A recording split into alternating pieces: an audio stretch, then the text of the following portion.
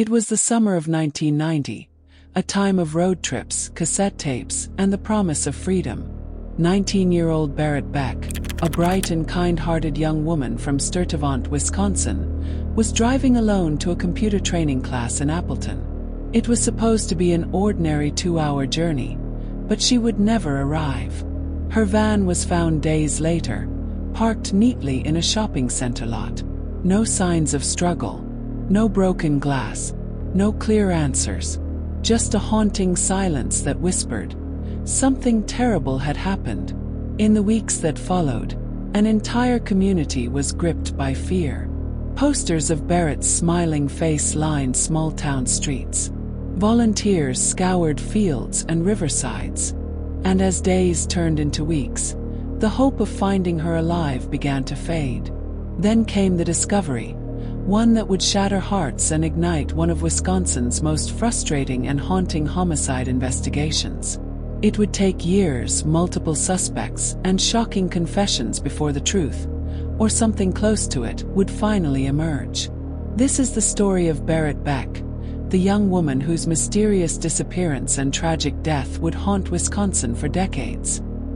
Barrett Beck was the kind of person people remembered. Born in 1971, she grew up in Sturtevant, Wisconsin, a quiet, close-knit town where everyone knew each other. Her parents, Dave and Diane Beck, raised her and her siblings with simple values: kindness, hard work, and compassion. From a young age, Barrett was a dreamer. She loved the outdoors, volunteered at her church, and always went out of her way to help others. Friends described her as gentle, humble, and almost impossibly patient, the kind of person who could make a stranger feel like a lifelong friend. In high school, Barrett was a good student. Not the loudest or most outgoing, but dependable and determined. After graduation, she began working while planning for her future.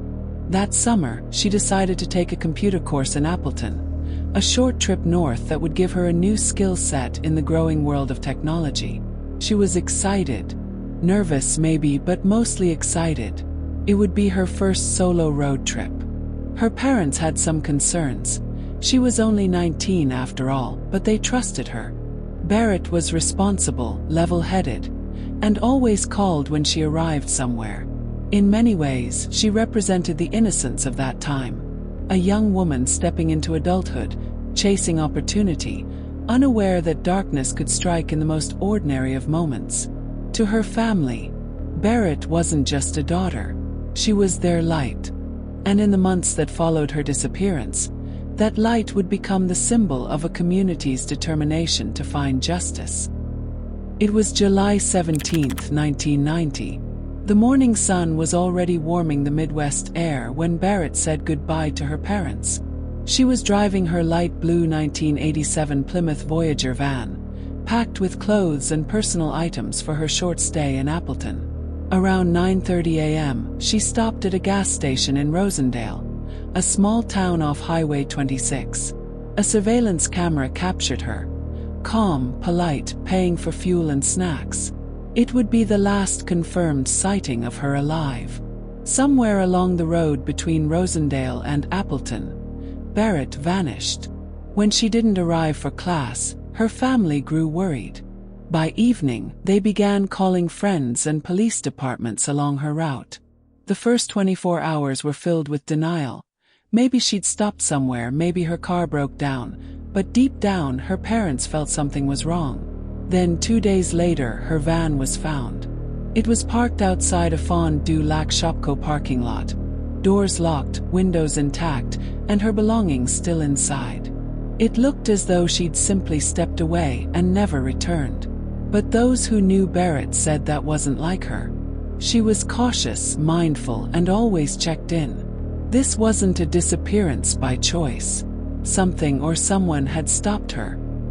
For weeks, the search for Barrett Beck dominated local news. Hundreds of volunteers combed fields, woodlands, and waterways.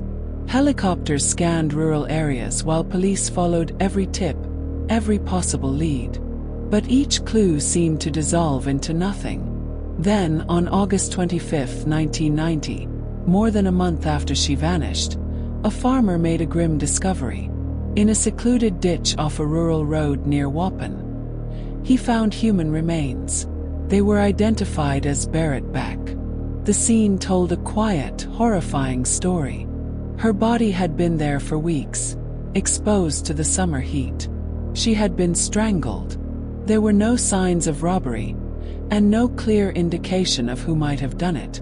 The small town that had hoped for her safe return was plunged into mourning. Vigils were held, candles lit, and prayers whispered into the night. But behind the grief was a rising tide of anger and confusion. Who would hurt Barrett and why? The case, now officially a homicide, became one of Wisconsin's largest investigations. Detectives were determined to find her killer, but the answers wouldn't come easily. From the very beginning, investigators faced an uphill battle. The van offered few clues: no fingerprints, no signs of forced entry, and no blood. The rural area where Barrett was found gave up little evidence, and the heat had erased much of what might have been left behind. Still, police pressed forward. They interviewed witnesses who had seen Barrett's van in the parking lot. Some recalled a suspicious man hanging around the area. A man later identified as Dennis Brantner, a truck driver with a temper and a history of minor offenses. But back in 1990, there wasn't enough evidence to tie him or anyone to the crime. The investigation expanded, with detectives exploring every theory. Was it a random attack, a crime of opportunity, or something far more calculated? Years passed. Leads went cold.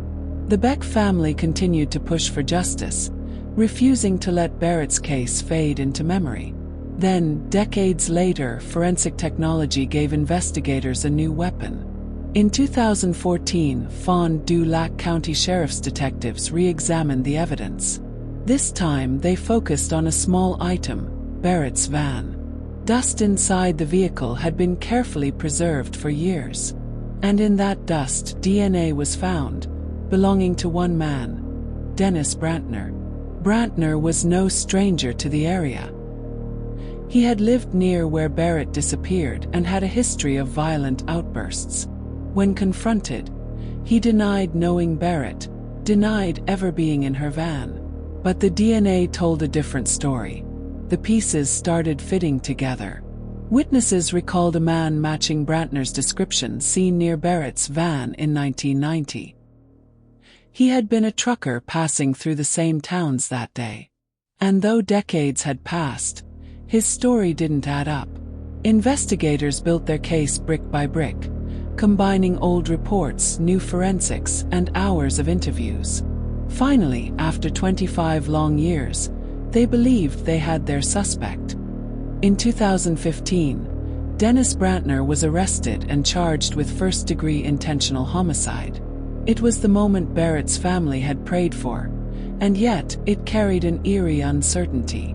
Could a case this old still hold up in court? During questioning, Brantner's answers shifted.